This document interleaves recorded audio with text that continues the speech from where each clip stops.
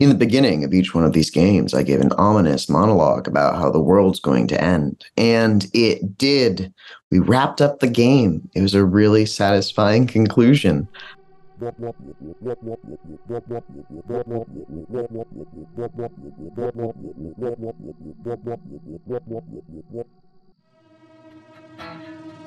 This is a warning. This episode contains mature themes, including violence, body horror, and death. Viewer discretion is advised.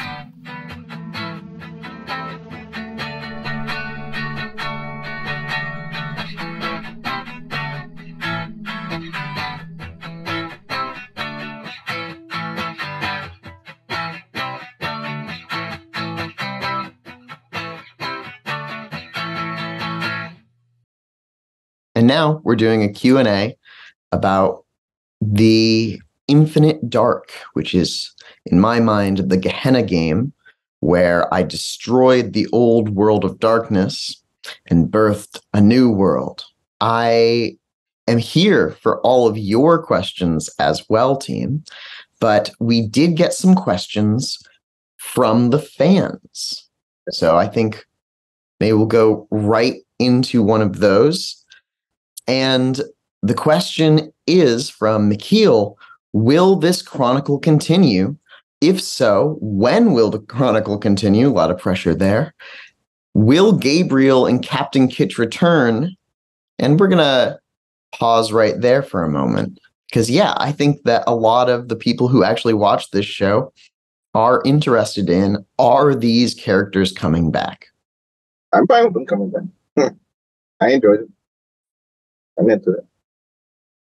If we saw Gabriel de la Guerra return, probably with Danielle at his side, or maybe separated, would they come back on the same team as Captain Kitch? Yeah. Well, depends on if they have interactions with Kitch. They are very wary of Kitch. I wonder why that might be. Yeah. Reason. Charlotte, the player, also very weary of Kitch. Yeah. So that'd be fun. They should interact. How would you come back? You're in a timeline that's. Are they in a timeline or reality that is falling apart? Because then how would they get to? I think they should come back, but I don't think our party would like them. I was weary the whole time of them, and I think I probably like them even less now after the whole events that unfurled at the end there.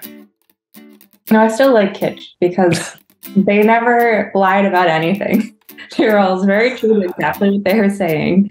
So betrayed by Gabriel.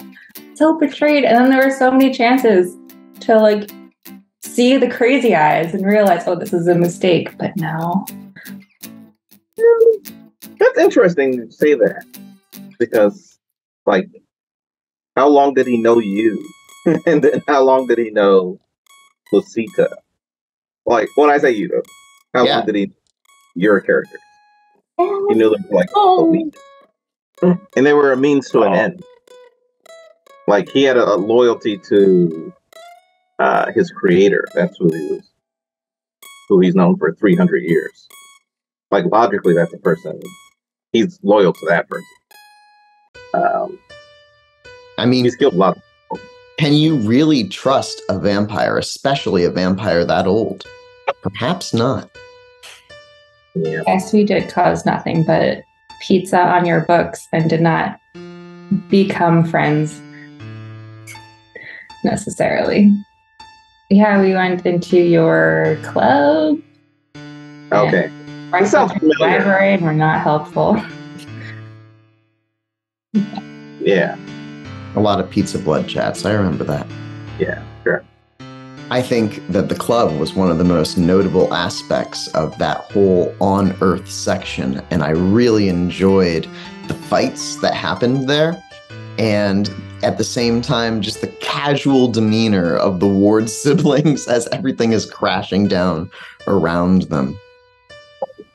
I think that it would be fun to do an arc with Gabriel and Kitsch in some form in this broken reality.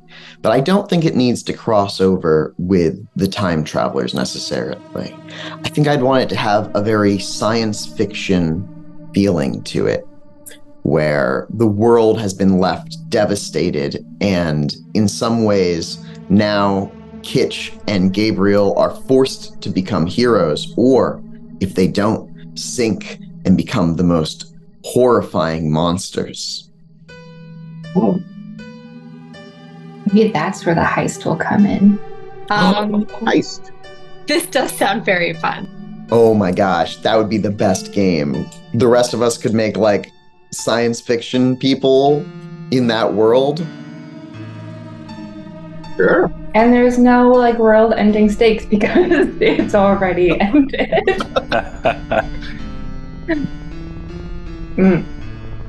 Yeah. That'd be nice. All right, well, let's jump into the next question here. Will Ethyl be in the new season, and will there be any more guest players? Also, how will the wards deal with the whole Eustace dooms the universe thing? So there's a lot to unpack. Multiple questions here.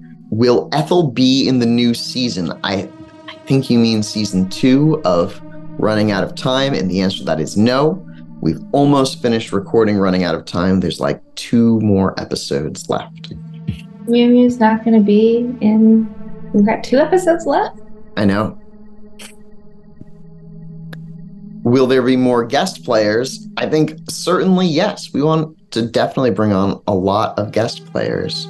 And there's opportunities to do so, maybe even in some sort of space heist game.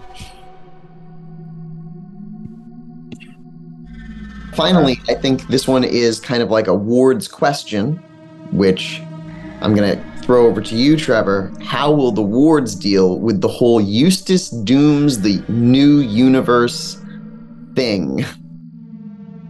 Jeez.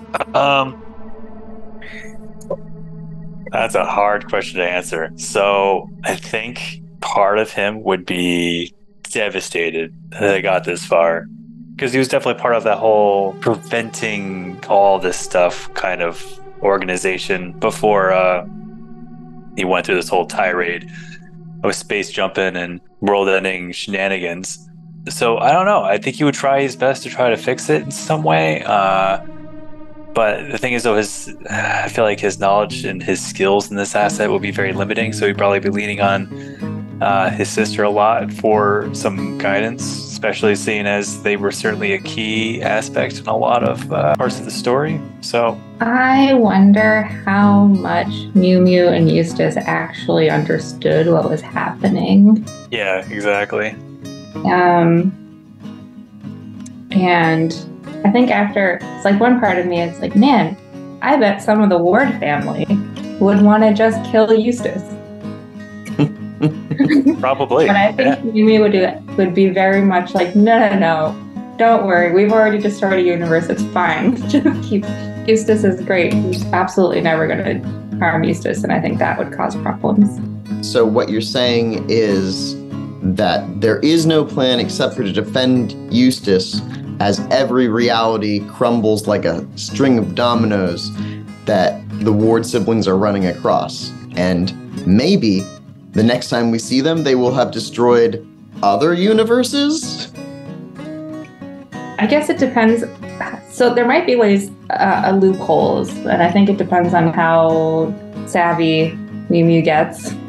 I'm wondering if maybe we stuck Eustace in a different plane. Like, hey, move into the Fae, which Mew Mew would love. 100%. 100% emoji. Yeah, I feel like that would work. I feel like just sticking Eustace in the Fae.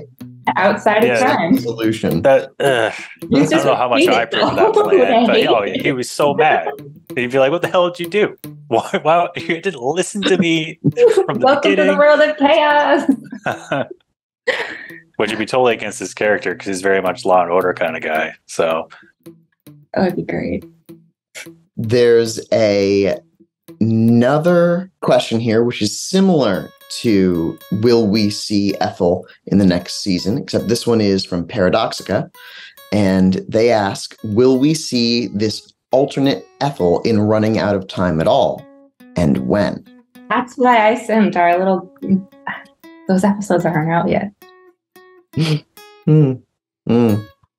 I desperately want an alter Ethyl to show up.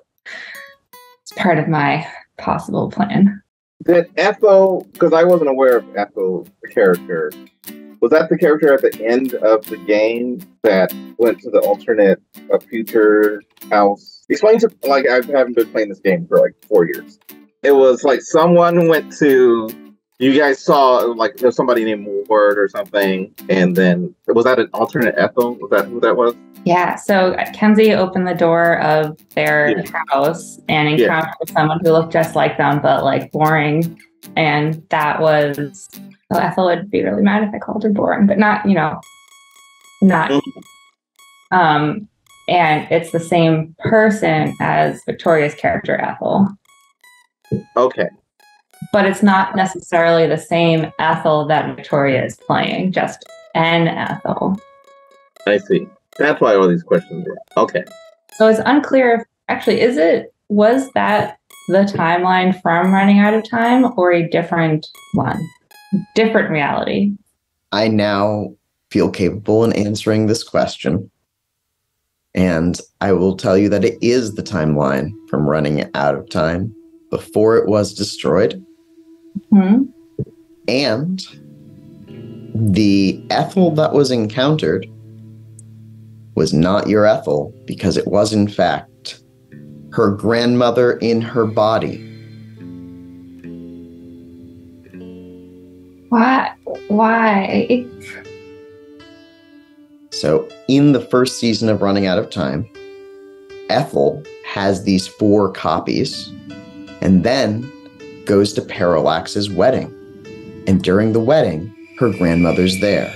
And 2 of the copies get disappeared into the underworld. When you re-encounter the Hydra on the time ship and you defeat her, she's in an Ethyl body and is destroyed there. But there were 2.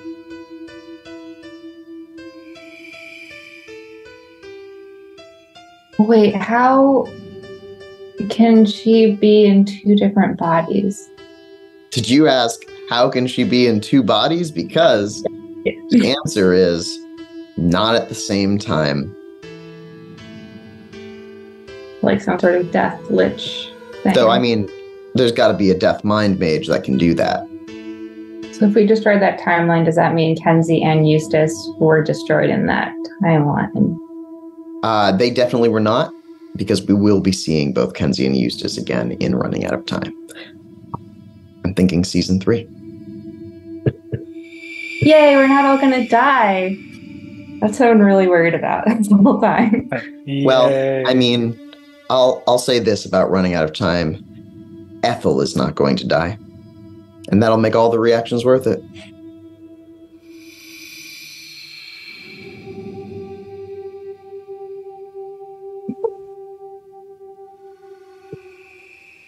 All right. Well, on that cheery note, what was all of your favorite moments? Yeah, my favorite moment was designing the culture around Captain Kitsch.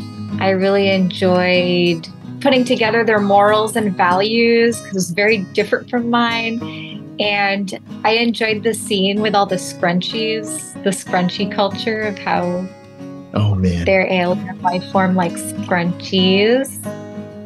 And I liked designing the ship as well. The ship, for people who play these games and like lore, ended up being a really powerful forces artifact, essentially, because we wanted to kind of make the technocratic unions thing where they use machines a big focus, but also I was like, so what machines do you want? And you're like, well, let's do a spaceship. And I was like, yeah, I think the rules can accommodate a spaceship. It was fun. The scrunchies were fun. Also, I couldn't see in those glasses.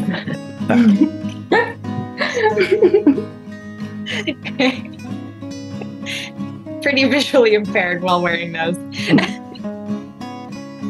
They were great. I think, Caity, you made the art around Charlotte, right? The kitsch wearing glasses. No, I think I made that one. yeah, but it was off of a picture of Charlotte, right? Yeah. Yeah. So I liked when Charlotte, you did the modeling sequence as Captain Kitsch with the blaster. It was a lot of fun. Yeah. That was fun. I love costumes, so it was fun to dress up as my character and do photo shoot. And then it was amazing having art made after it. That creative stuff I'm all about. Caity, you had some great Mew Mew costuming, actually. And I was just rewatching the finale, and you have Mew Mew's hair color in the finale. It's pretty epic. Yeah. I don't wear lots of colors at all, usually. And I really enjoy just putting on a bunch of neon colors and like finding my things.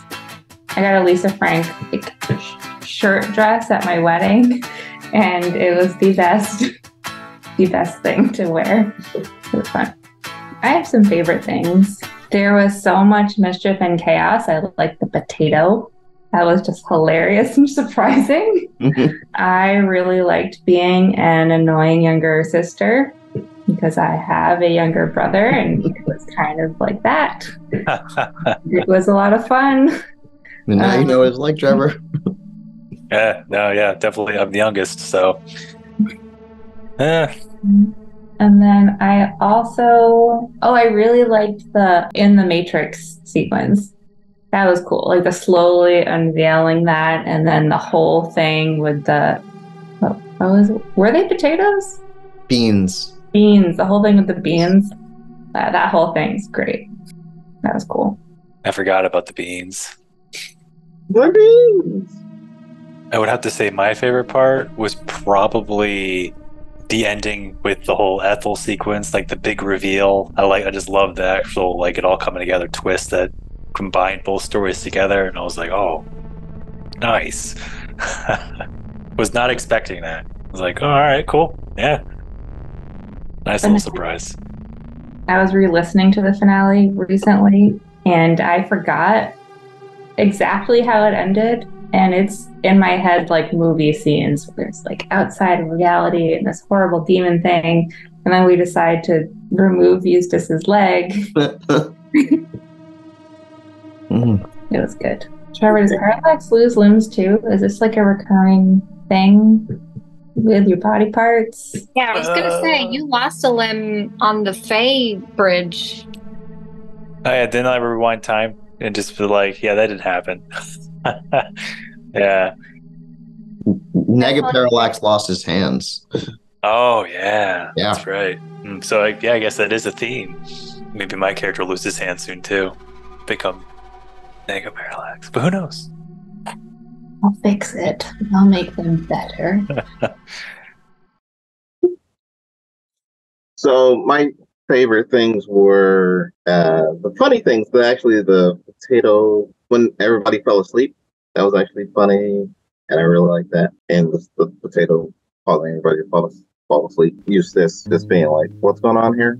That was pretty funny. And then essentially, I like the scene where I went and rescued Danielle from the second position. Oh yeah, that was fun. That was a good time. And rescuing the doctor on the ship. That was fun. And then the final betrayal.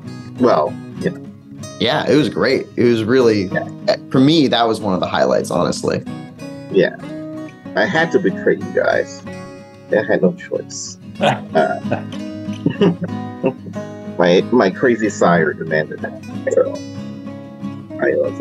I realized too soon, or too late, I could say. That he's crazy. And it was reverse betrayal. Yes, a reverse betrayal. And then, so those were mine. That does remind me, I find it hilarious, Trevor and both of our characters, how I'm just like, yeah, I'm here to kidnap you. And you're like, I don't know, we shouldn't do this. We shouldn't do this. You're obviously evil. And The I'm entire like, time. And of course, Yeah. Mew Mew was like, yeah, we just go along with it. This is so cool. I'm like, no, we should leave. And then you kept going with him, and I had no choice. yeah. I wasn't going to leave you alone with a space pirate alien. God. No regrets. We would have died otherwise. Absolutely no regrets. Yeah, Earth would have blown. You just would have been on Earth as it blowed up. I'm starting to peak. When Kitsch betrayed everyone for money, they led in to like, oh, well, that's Kitsch. Of course, Kitsch would betray us.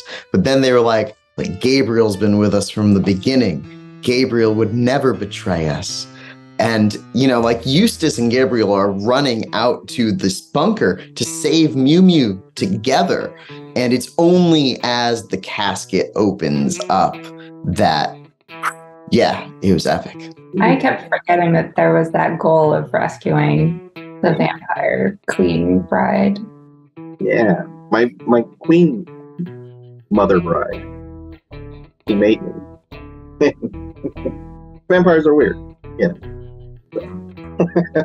She's like my mother and my mother. It's gross. Sorry. She was. No, she was it showed almost how abusive vampire relationships could be. Because, in theory, back when Gabriel was a vampire, one of my favorite things, there was definitely a more human side to Lucita.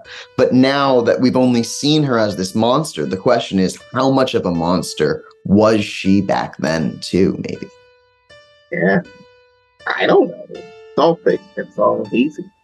And I don't know if you guys were aware, I had a vision that a vampire, Vicenticina? Yeah, Vicenticina. She came to me, and I drank blood, and she gave me a vision of the end of the world, and I would find Lucita at the end of the world, but only if you guys were there, Eustace and Mew Mew. I don't know how much you're aware of this.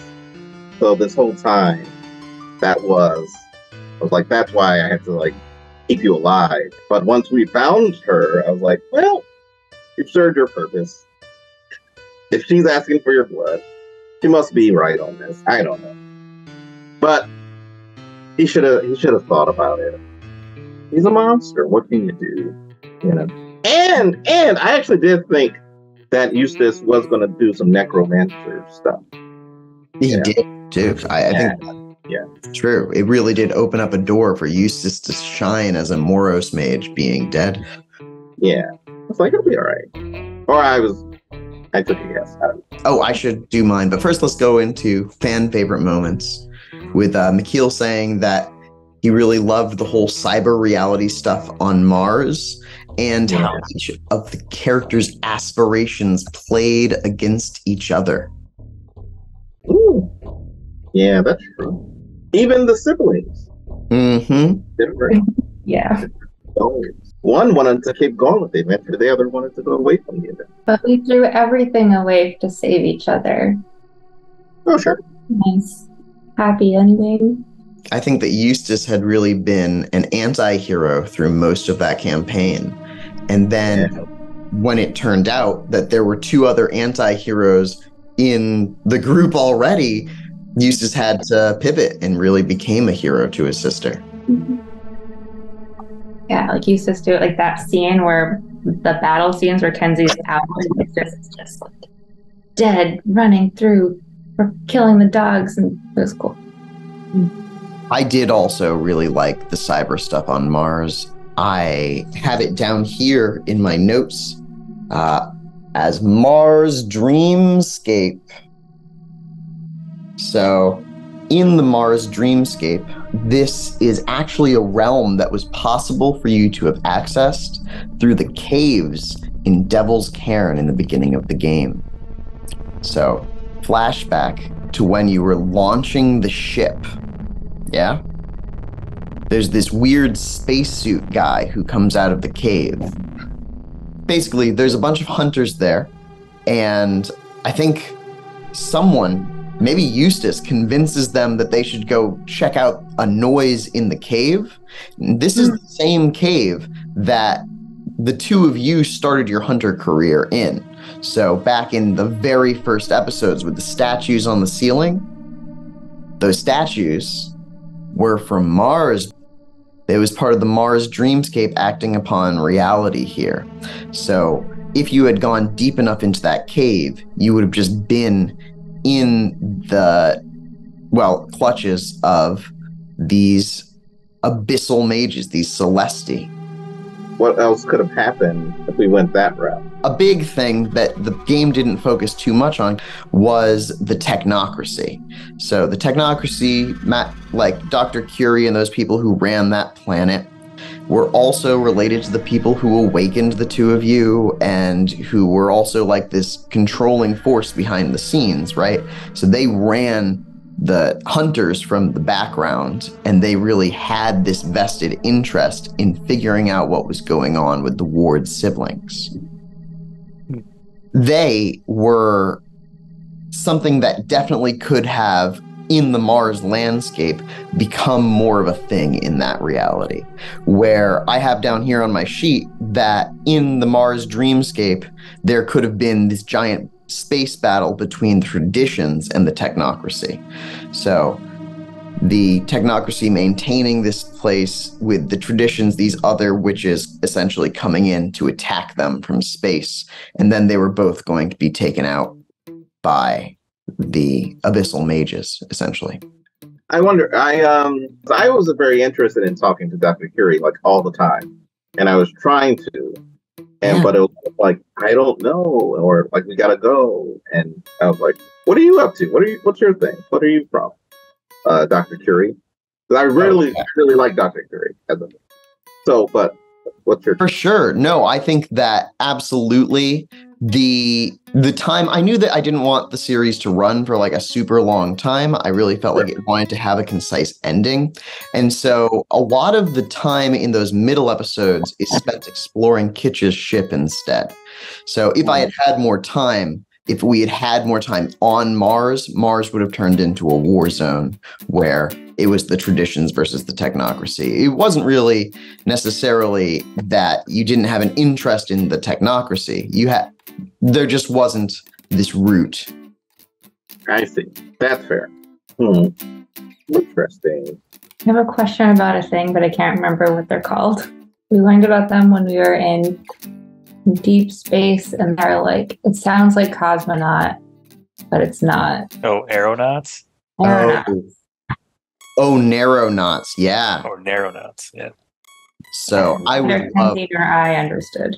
Oneironauts is something that I would love to continue to bring into the Running Out of Time game, and in fact, all of these games. Because the Oneiros is a place that the witches in Wars and Witchcraft have not spent any time, but it's one of the most rewarding and satisfying parts of the Mage universe, essentially. So your Oneiros is your dream space. So many legends and stories have witches who enter into these epic adventures through their dreams, which is kind of like the John Carter thing I was going for, with Mars also being a dreamscape. With Awakening's dreamscapes, there are people who are able to dive past.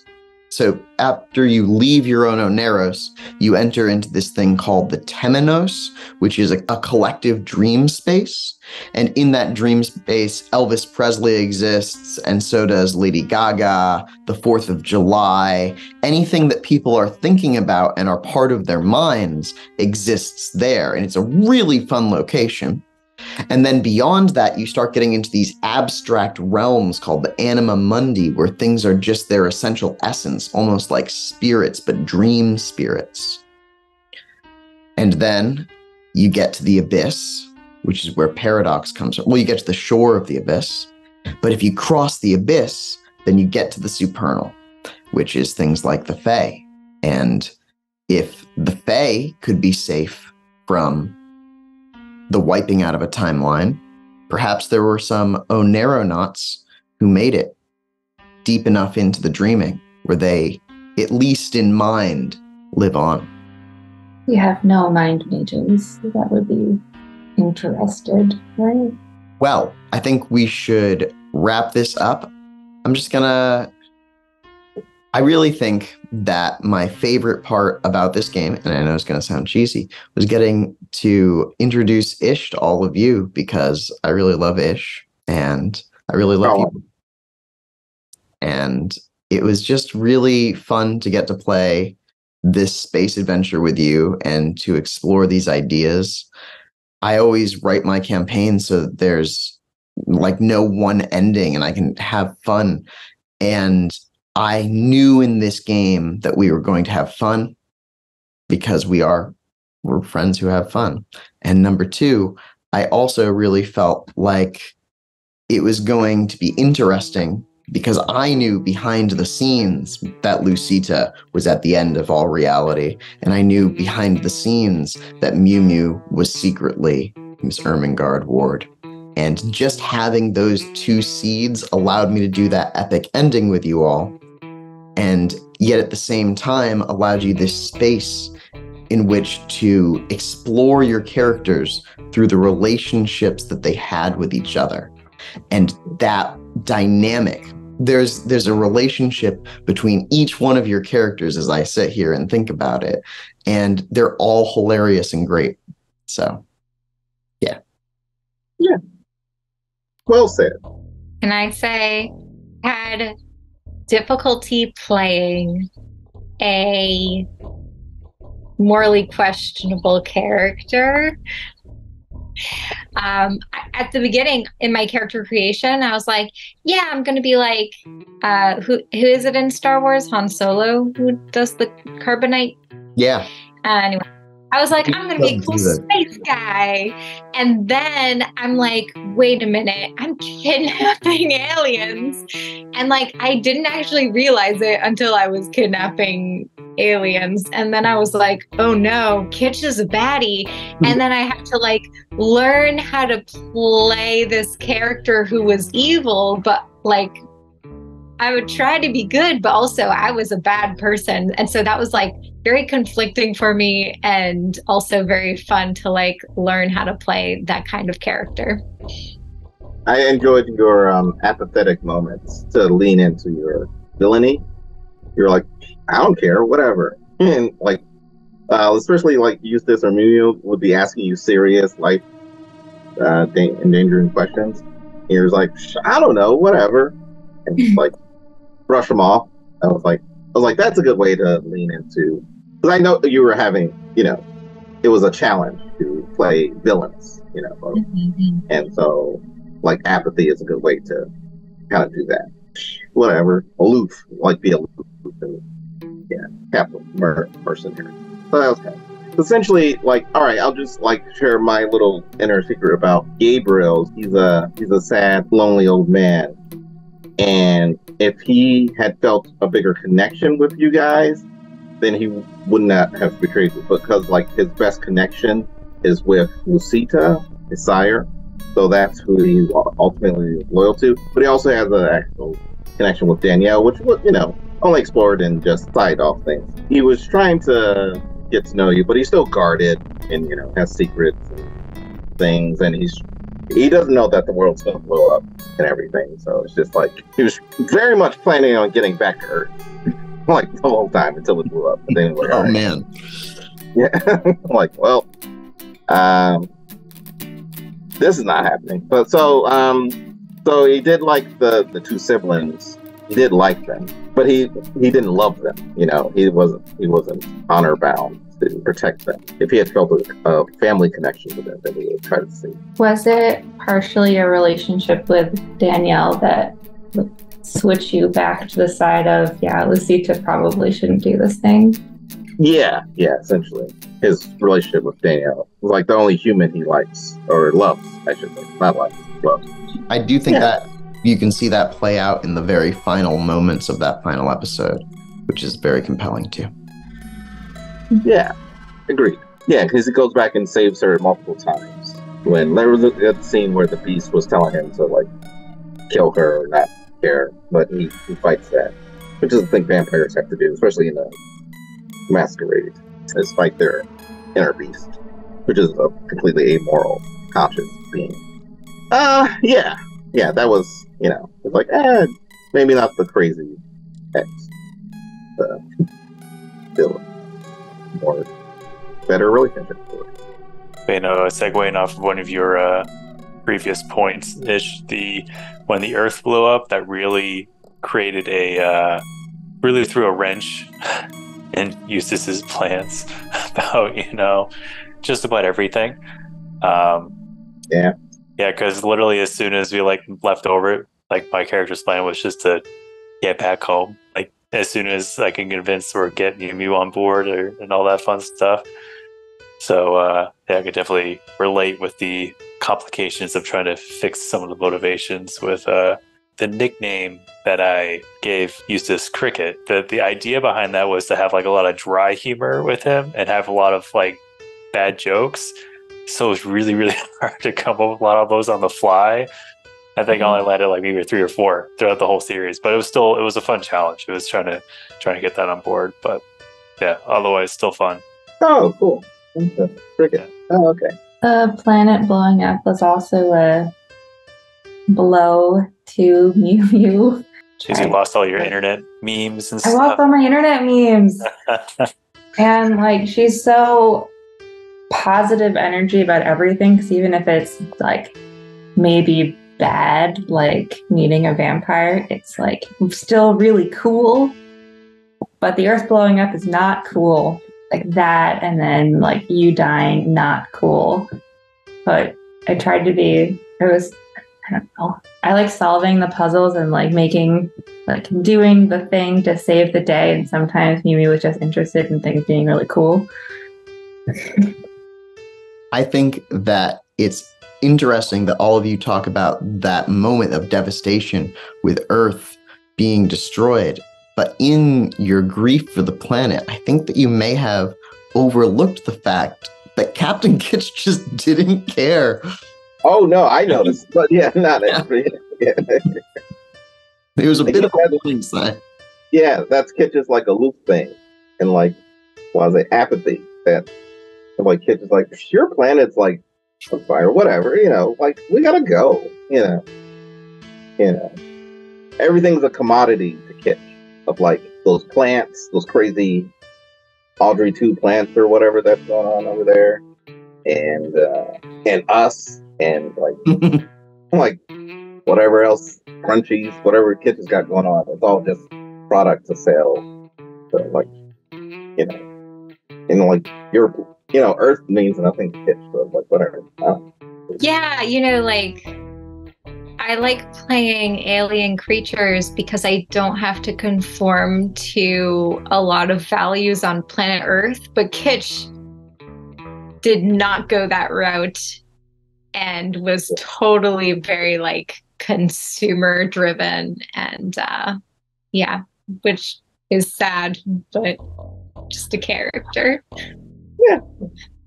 Oh, I have one question. What is that? So the plants got answered of they're plants you can sell. What was that rainbow thing? What was the rainbow? Oh, it was a manifested alien. Yeah. So it's there's lots of spirits out there, but this one I was using spirit rules for all of the aliens, in fact. Okay. Except for humanoids like Gala Gala, who I would just treat him like any being, any human. But yes, the plants and the rainbows just had powers and manifestations that a spirit would have. And they were a spirit of light. They were an alien of light. Okay. Oh. And how did Kitch obtain them? Were they also being kidnapped to be bounty hunted by Kitch? Oh, yeah. And in fact, there's an episode that's on the channel, which is Kitch's background session. How did Kitch get those rainbows? Also the potatoes. Yeah, and the potatoes. Where did those come from? I made those up on the fly. Yeah. You're Rudy's you have a bin of something in your compartment. What do you got? And I was like, they're potatoes that put you to sleep. Oh, wow. Oh, wow. That's really funny. I may have had potatoes for dinner that night. Who knows where that one came from? Oh wow! Oh. I thought that was a whole thing. Okay.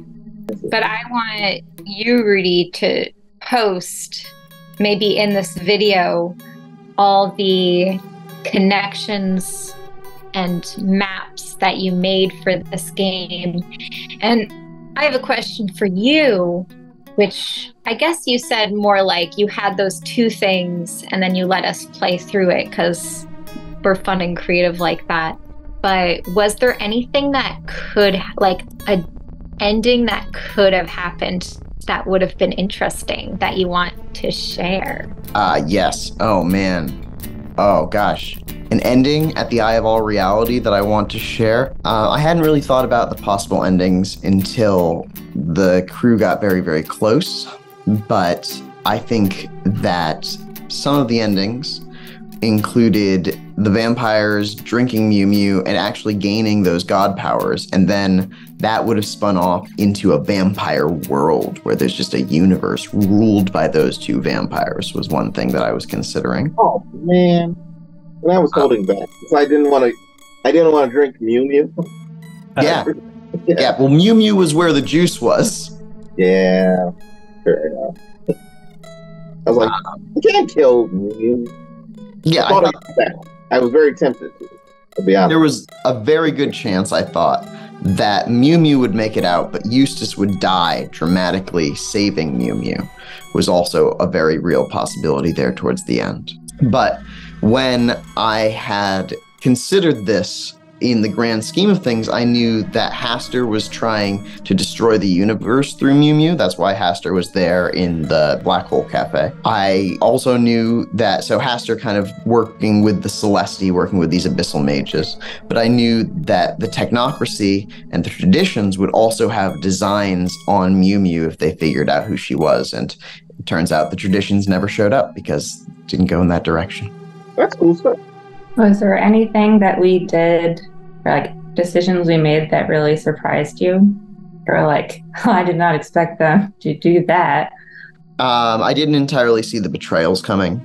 I thought that, so I did pose it to Charlotte as like, would you take all this money? And then Charlotte was like, yes. And then I revealed what it was really for. And Charlotte was like, ooh, now I have to consider this because you thought it was just for the plant and the rainbow, right? At one of the sessions, I was like, and you get all this money and just like, this is the best day of my life. And then off screen, I said to Charlotte, okay, well, it turns out the real big money is for the Ward siblings. Would you do that deal? And I know that was a hard choice for Charlotte. And I also think it was a hard choice for Ish, too, with that last thing. And it really was great role-playing in the end. But with Lucita, it could have gone absolutely any way. And with what... So here's another possible ending. Mew Mew could have created a reality instead of hopping to another reality. I think that you just didn't know enough about your abilities or believe enough in your fate magic because you'd just gotten it at that point. It was very hard to play someone who did not know what was going on and had very little ability to do anything. Also, I don't know what Mew Mew's reality would have looked like, and that sounds like it would have been a blast. Oh, I do want to say, to Trevor and Caity that you guys did a great job. Now that I've played with you in the other game, you guys do know the game and the system very well. You guys, yes, in retrospect, played it very well of like, I don't know how to do anything or what's going on or like, and you stuck and you stayed with it, and that was really cool. Really great roleplay. Like, it was, how do I use this magic?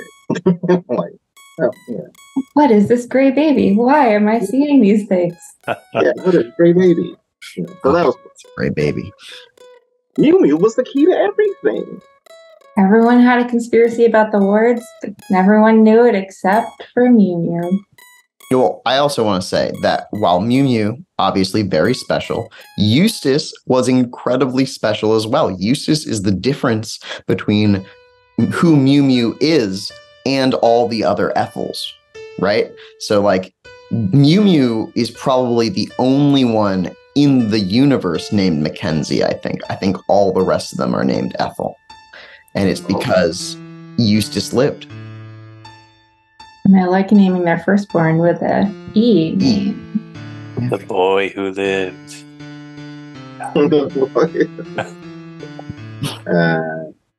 I get that. I see. Oh, normally you would Gray Baby. Is that what the Gray Baby is? Exactly. The dead Eustaces? Yeah, all the Eustace is dead in other realities. Oh, I didn't know. Yeah, he had a really powerful soul, but in every reality was destined to die. Oh, so, that's why it's connected to death. Oh, interesting. Oh, cool. That's really cool. My cats are really hot and are having a very slow motion boop fight played out on the ground. It's very cute. Except Calamity has no teeth, so Lilith is very unbothered by anything. That's adorable. It's very cute. Well, thank you all for this great Q&A. I had a lot of fun, and I'm sure our listeners will have fun with it too. It's, really nice to be able to share our visions and our futures and our characters with our audience. And I know that you've been checking out the Discord some, and it's gotten a lot of activity recently with some of our dedicated fans. But it's really nice. Thanks for having me. Yeah, thanks for submitting your questions. Bye, everyone.